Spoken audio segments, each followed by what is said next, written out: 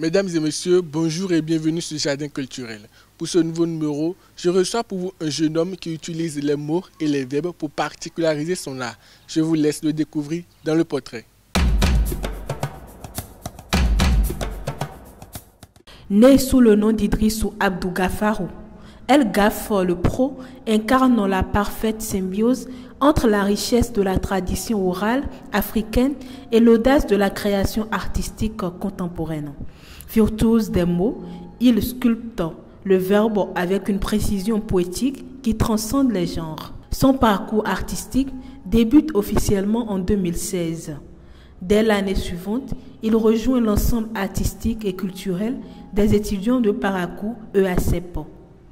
Cette étape marque un tournant décisif. Il y affine son art du slam tout en explorant les univers du théâtre et du conte, affirmant ainsi sa polyvalence et son identité artistique. Son charisme et son esprit de leadership le conduisent rapidement à prendre les rênes de la section rap slam de l'EACEP, qu'il dirige avec passion pendant 3 ans. Sous son impulsion, de nombreux jeunes artistes émergent, inspirés par sa vision et son engagement. La reconnaissance dépasse bientôt les frontières universitaires. À travers des collaborations avec l'Institut français de Parakou, le Centre Wassangari Labs ou encore le label Harmonie Slam, El Gaf le Pro se distingue sur la scène nationale et internationale, partageant l'affiche avec des figures majeures du slam et des arts de la parole. L'année 2021 marque une étape majeure. Il remporte le concours national Slam pour les droits organisé par Amnesty International Bénin. Ce prix consacre non seulement son talent, mais aussi son engagement profond pour les causes sociales et les droits humains. Il s'investit dans la transmission de son savoir en devenant coach de slam, formant et accompagnant une nouvelle génération d'artistes et perpétuant ainsi l'héritage de la parole vivante, nourrie d'humanité et d'innovation. L'année 2024 est celle de la consécration. Il décroche 2 distinctions majeures. Le trophée du meilleur slammer, décerné par le collectif Gbelissa, Nadissa à Cotonou en juillet, puis le premier prix de la compétition nationale Eya Vacances en septembre. Entre tradition et modernité, oralité et performance scénique, El Gaf le Pro s'impose aujourd'hui comme l'une des voix les plus singulières et prometteuses de la scène artistique contemporaine. Passionné de la culture, à nouveau bonjour. Aujourd'hui, comme vous l'avez vu dans le portrait, je reçois pour vous El Gaf le Pro, le slammer. Alors El Gaf le Pro, bonjour. Bonjour. Comment vous allez? Je vais très bien. D'accord. Vous venez de suivre le portrait avec nous. Qu'est-ce que vous pensez du portrait? D'abord, je vais dire que le portrait est réussi, même s'il y a quelque peu un supplément d'informations qui ne sont pas tout à fait exactes. Et c'était quoi déjà? Dans la bio, j'annonçais être lauréat de la compétition Amnesty International, d'Amnesty International en 2021. Je n'étais pas vainqueur, mais finaliste, et j'ai quand même reçu un prix. Ah, d'accord. Mais dans tous les cas, on rêve pour vous. Déjà. Donc, on va commencer avec notre première question. D'où vient le nom El Gaf le Pro? El Gaf le Pro. Disons que depuis le collège, ce nom-là, ce surnom plutôt, le Pro, c'est resté comme ça entre amis. On m'a surnommé le Pro, pas forcément à cause du slam, à cause de plusieurs choses que je faisais. Donc, ce surnom-là est parti, le Pro, le Pro, le Pro. Puisque le petit nom d'à côté, c'était Gaf, El Gaf, El Gaf. J'ai associé les deux, El Gaf, le Pro. Voilà, tout simplement. Vous n'avez pas cherché loin. Je n'ai pas cherché loin. Donc, et comment vous avez débuté dans la musique? Disons, ça a commencé dès la classe de 5e, 6e. Très jeune. Voilà, on écoutait Blaze, à l'époque, la section d'assaut, surtout qui m'a bercé musicalement. Après, il y a eu Youssoufa que j'ai commencé par écouter à cause d'un grand frère, Habib, je ne sais pas s'il verra l'interview. Donc, tout ça m'a poussé à quand même m'intéresser à tout ce qui est lyrical. Surtout à cause de la profondeur des textes de Youssoufa et de certains textes de la section d'assaut. Donc, depuis le temps déjà, on a commencé par écrire, même si ce n'était pas ça. Voilà un peu comment je débute. Après, je tombe pas forcément amoureux du rap, du slam du moins. Je suis dans le rap et j'ai rencontré un ami, Zoul. Il est actuellement en France. Zulfik, c'est ça? Zulkif. Zulkif, oui. Et lui, il m'a fait écouter Grand Corps Malade.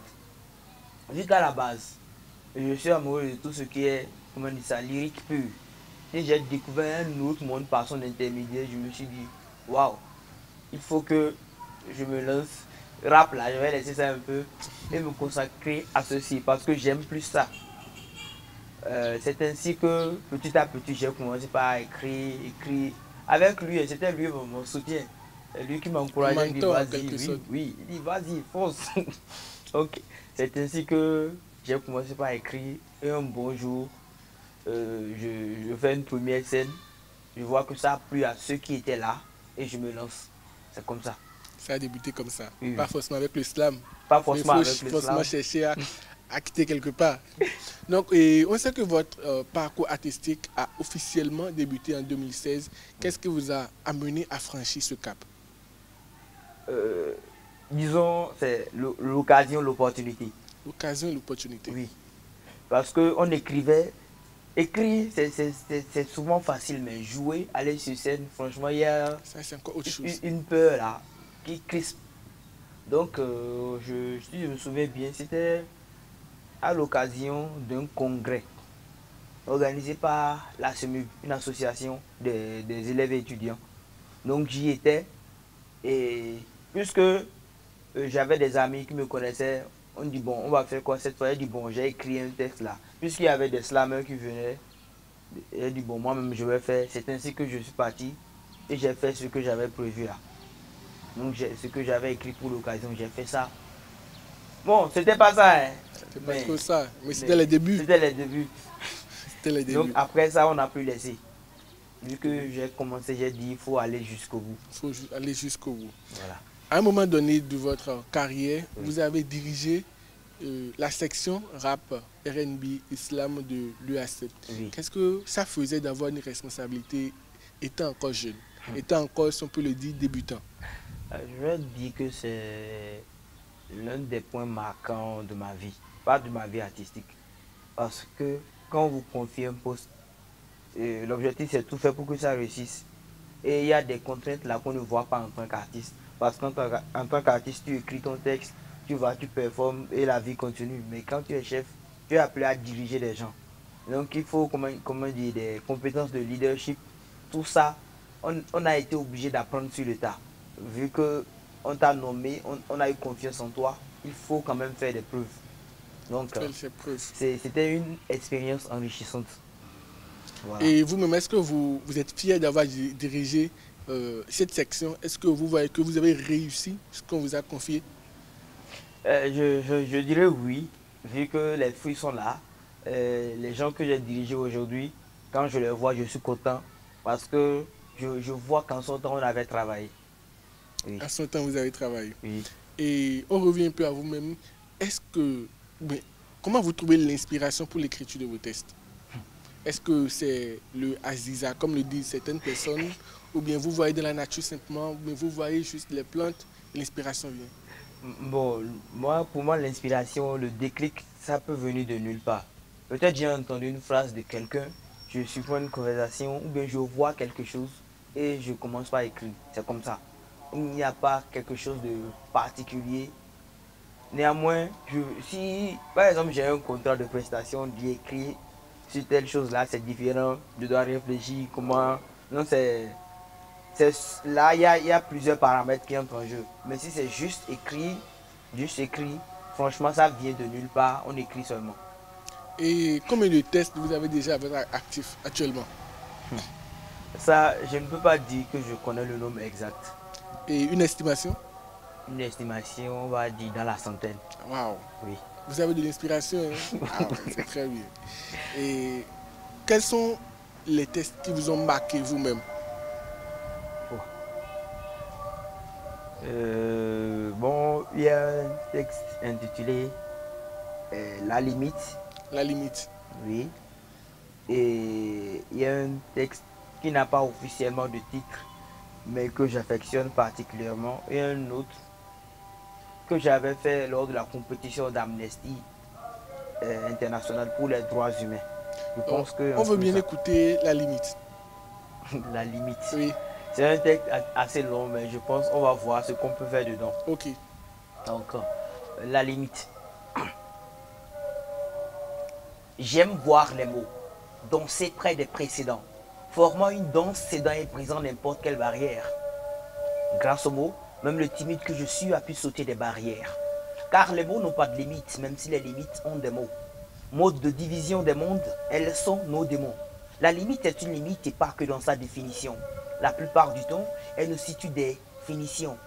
Si la limite est existante, quelle est donc la limite de l'existence? Existe-t-elle? Lorsqu'on s'adresse aux autres, il y a des limites. Si ton interlocuteur est gros, ne le traite pas de gros au risque d'avoir de gros dégâts. Et même s'il est mince, ne le traite pas de gros. Il y aura de dangereux ébats. Car le langage a ses limites que le coup ne limite que pour délimiter les limites du cercueil. Le vouvoiement m'envoie vous dire qu'il ne dresse sa volonté que lorsqu'il s'adresse aux inconnus et aux personnes responsables. Or, ceux qu'on vous voit sont souvent connus et pas si responsables. C'est la limite du vouvoiement. Des fois, il nous arrive de vous voir pour de l'oseille, pour de l'argent, faire des courbettes telles des bêtes qui courent vers leur perte étant de l'heure de verre qu'on jette pour appâter la célébrité. Tous finiront par la goûter, même si au départ on ne laisse pas la rumeur sur la sauce même de célébrité. L'argent fait naître l'orgueil. Et petit à petit on se fait détester. Tester des tonnes de fois par la générosité, mais on demeure insociable. Car l'argent fait tout, mais par le bonheur des envieux. Ces vieux antagonistes qui ne veulent que tu sois pauvre et misérable. Quand avec ton argent, tu peux t'acheter tout ce que tu veux, c'est la richesse. Mais quand tu n'en as pas et que tu fais tout pour être heureux, c'est la richesse. La seule limite de l'argent, c'est la sincérité. Car il est impossible d'être riche sans sincérité. Quand tu es riche, tout ton entourage te trompe. Et même ta propre famille te ment. Et quand toi tu mens, tout le monde acquiesce. Quand le riche pète, on ne demande pas qui est-ce. Bon, je vais m'en arrêter là. Non, c'est bien, c'est bien. Donc, on doit juste garder qu'en tout, il y a des limites. Il y a des limites. Il y a des limites en tout. Et la collaboration faite avec l'Institut français, le centre Ouassangari et Harmonie Slam, qu'est-ce que cette collaboration vous a apporté? Déjà, parlant de collaboration, je veux dire, c'est sur des événements particuliers organisés. Par exemple, le label Harmonie Slam organisait le week-end artistique. Ils étaient venus à Parakou, il me semble, 2019. Donc, ça nous a forcé à collaborer, à écrire ensemble avec d'autres artistes pour produire un spectacle. Ce sont les débuts avec l'Institut français, pareil, sur plusieurs spectacles. Souvent, à l'occasion des journées de la francophonie, on arrive là autour d'un verre, entre slameurs, on nous donne un thème précis, on écrit ensemble et on monte un spectacle qu'on joue à la fin. Donc, c'est un peu ça. L'expérience, c'est la collaboration, écrit ensemble. Parce que de base, chacun écrit seul. Mais tu viens avec d'autres personnes, vous écrivez ensemble pour faire un spectacle où tout le monde joue un rôle. Voilà un peu ce que ça apporte. Et on sait que écrire seul, c'est pas la même chose qu'écrire avec les autres. Oui. Qu'est-ce que ça faisait d'être parmi les autres et au moment où tout le monde devait écrire, l'inspiration ne vient pas sur le coup? Mais ça vous est jamais arrivé? Bon, je ne peux pas dire que ça ne m'est jamais arrivé, mais le truc, c'est que je n'ai pas tout de suite satisfaction sur ce que j'écris. Peut-être, je vais écrire, les gens me disent c'est beau, mais moi je ne suis pas encore satisfait, vu que c'est sur le coup, on écrit, mais à force de faire ça plusieurs fois, je veux dire qu'on s'y est habitué, et désormais on peut écrire n'importe quand. On peut écrire n'importe quand. Oui. Et comment vous vivez ce passage de la scène universitaire à la scène nationale, voire internationale?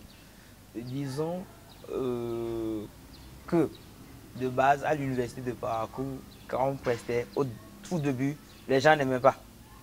Parce que le slam, c'est vu comme quelqu'un qui vient bavarder, lui vient dire quoi. Il raconte quoi? Oui, il raconte quoi. Un jour, j'étais sur scène, je me rappelle à mes débuts, j'entends au loin, et applaudissez pour lui va descendre.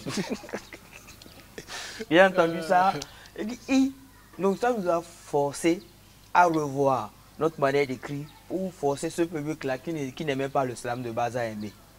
Donc, déjà, à force de prester plusieurs fois à l'esplanade de l'université, on a acquis, comment dire, cette confiance-là qui nous permet d'aller affronter n'importe quel public actuellement. Donc, on n'a plus eu ce souci. Si peut-être à la base, on n'avait pas eu le stress qu'il fallait, on allait souffrir après. Mais puisque pense que l'un les publics les plus difficiles, c'est à l'université. À l'université, oui, parce que avec les jeunes. Voilà, avec les jeunes. Quand on va à l'université, il y a des personnalités, des gens matures, des personnes sages qui tolèrent tout. Oui. Mais là-bas, on ne tolère pas. Le moins, il ne faut pas tout reçois ça. Tu reçois ça vraiment. Et qu'est-ce que ça faisait lorsque vous avez quitté le rap pour le slam? Et les débuts étaient difficiles, jusqu'à quelqu'un disait dans le public, il faut applaudir pour le bas des scènes. Ce n'est pas arrivé de dire que le rap était mieux, je vais retourner? Non, ça ne m'est jamais arrivé. Parce que, je le disais, c'est quelque chose comment dire ça, en laquelle je croyais. Je croyais au slam. Donc, je me disais, si je fais quelque chose que des gens n'aiment pas, c'est pas l'art lui-même, c'est moi. J'en arrive toujours à cette conclusion. Le jour où je fais quelque chose et un certain public n'a pas aimé, c'est pas forcément à cause de la chose, c'est moi. Peut-être j'ai mal dit, peut-être j'ai mal fait, peut-être j'ai mal délivré le message qu'il devait délivrer. Donc, j'ai cette habitude-là de remettre tout sur moi-même pour me forcer à me dépasser. Voilà. Donc, on appelle ça les poteaux. Oui. Les poteaux, on en connaît. Et quand ça arrive, on reprend, on dit non, je dois mieux faire, c'est tout. C'est tout. Et bientôt 10 ans dans votre carrière, bientôt, quelle est votre plus grande réussite? Techniquement, pour ceux qui me connaissent, ils vont dire que je suis un des artistes les plus flemmards de la génération. Parce que, je vous ai dit, j'écris beaucoup, oui. Les textes sont là, mais officiellement, je ne sors rien. Et on me tacle de partout pour ça. Et pourquoi officiellement vous ne sortez pas les tests? Ça, je n'arrive toujours pas à m'expliquer, mais je dois me ressaisir. Et c'est un combat que je fais contre moi-même. Sinon, si c'est l'écriture, elle est là. Si c'est tout, peut-être on va penser à des plans studio. On va voir ainsi si ça va aller. Sinon, si c'est dans l'écriture, on est tout le temps dedans la performance. Je répète comme un fou. Les voisins disent souvent que lui là, il n'est pas normal, même jusqu'à l'heure actuelle, même si je ne presse pas tout le temps. Donc, si on va demander quelque chose de marquant, il va dire j'ai aimé la personne que j'étais à la base et en arrivé là. Parce que dans mes études et tout, je suis scientifique purement. J'ai fait la C jusqu'en terminale où j'ai fait D.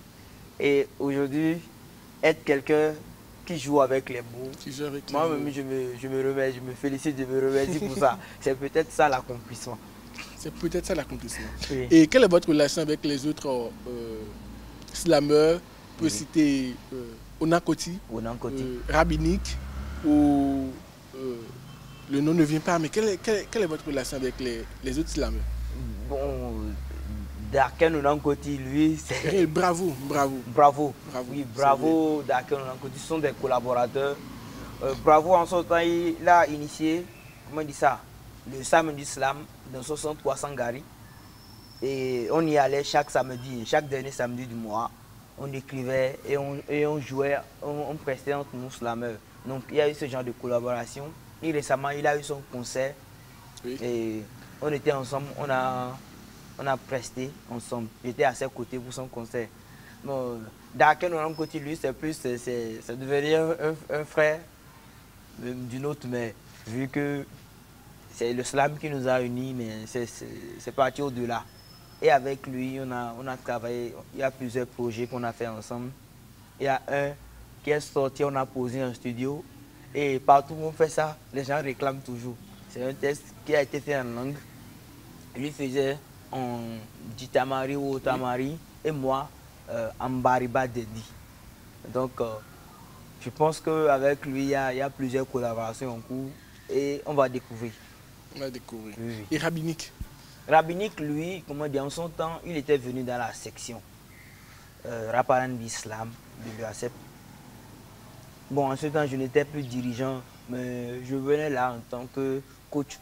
Accessoirement, quand les gens écrivent des textes, on donne des avis, on aide à corriger, à travailler la manière de déclamer. C'est là, lui, on s'est connus. Là, vous êtes connus. Oui. En 2021, vous faisiez partie de ces lauréats sur le concours Slam pour les droits avec Amnesty International. Est-ce que vous pouvez nous parler un peu de ce slam et le message que ça transmet? Oui. Je pense, peut-être on va l'écouter. C'est un slam sur les droits humains. Oui. Donc, je ne me trompe pas. Il paraît que les hommes naissent égaux. Moi, mon ego ne se satisfait jamais des échos. Tant que je n'ai pas vu, je n'y crois que partiellement. Dites à la vie qu'il lui sera trop tard si elle ment, si elle ne cesse de nous noyer dans cette illusion démentielle. Le ciel nous tombe en pleine gueule. Désormais, c'est officiel. On ne distingue plus le mal du bien. Le bien nous fait mal et le mal nous fait du bien. Et puisque le mal, c'est mal, on en fait un bien pour que ça passe banal, même si ça fait autant mal. Oui, puisque l'homme a des droits, on en fait un animal pour bien lui faire mal sans avoir mal après. Ainsi, ce monde est joyeusement infernal, car le crime est normal. Le mal, on est idéal, le bien est mal pris. Donc, c'est un peu... C'est un peu dans ce sens-là. Et moi, j'ai souvent un souci avec l'auditoire. Quand on m'écoute sur le chant, si tu n'es pas concentré, le message ne passe pas. Ça, c'est vrai. Le message ne passe pas. Et ça joue surtout et souvent surtout dans le cadre des compétitions. Souvent, il faut faire simple. Et j'ai ce souci-là. Mon écriture, c'est pas simple. Pas simple. Et beaucoup d'artistes ont des idoles, des personnes qu'ils vénèrent, si on peut le dire, des personnes qu'ils suivent et qu'ils copient même des fois. Vous, dans l'islam, qui est votre idole? On m'a dit, dans l'islam, et je ne sais pas si j'ai d'idole en tant que tel, mais j'ai des slameurs que j'affectionne particulièrement. Je vais mettre Daken là-dedans, mais s'il y a quelqu'un qui m'a plus impacté, c'est un Congolais. Un Congolais? Oui, il était venu à l'université de Parakou ici pour son master. Son nom c'est Oriol Ngoma. Et il m'a permis de découvrir une autre facette du slam. Donc, je vais citer ceux-là, mais mon inspiration en tant qu'artiste, c'est un artiste rappeur qui ne fait pas du slam, mais c'est lui que j'écoute, c'est Lefa. Ok. Et comment vous travaillez, on est presque à la fin, comment est-ce que vous travaillez pour fusionner tradition et modernité? Je sais que dans le monde dans lequel nous sommes aujourd'hui, les jeunes vont vers plus la modernité, surtout le rap, et c'est nos aînés qui se consacrent plus à la tradition. Comment vous arrivez à relier jeunesse et vieillesse, on peut le dire? Voilà, tout ça, ça part de l'écriture, parce que désormais, j'écris plusieurs textes en langue, et je travaille de sorte que, comment dire ça, la déclamation, quand tu écoutes le texte, même sans comprendre la langue, tu es tout de suite captivé par ce qui se dit. Parce que quand je commence, tout le monde regarde tout de suite. Alors que peut-être je viens dans ce même contexte avec un message en français, ça n'attire pas tout de suite l'attention. Donc je fais l'effort là, pour chaque prestation, de mettre ce truc-là, cette touche en langue, pour que tout le monde dise oui. Lui, il fait quoi? Son slam, il mélange, comment on dit ça, la langue, la tradition, avec des textes purement en français et aussi en anglais. Voilà. Et quels sont vos projets futurs et où est-ce que vous voyez dans 5 ans? Projet futur, je dis il y a un album qui est en cours de préparation. Un album? Oui, en cours de préparation. Je pense que ça va sortir, on va tout faire pour poser tout cette année. Et là, peut-être début 2026, on va lancer ça officiellement. Et il y a aussi des spectacles en cours d'écriture, des spectacles. Un spectacle entier de slam. Donc pour des spectacles, ça fait nouveau texte, nouveau registre, nouveau. Parce que je n'aime pas toucher à ce qui est déjà là.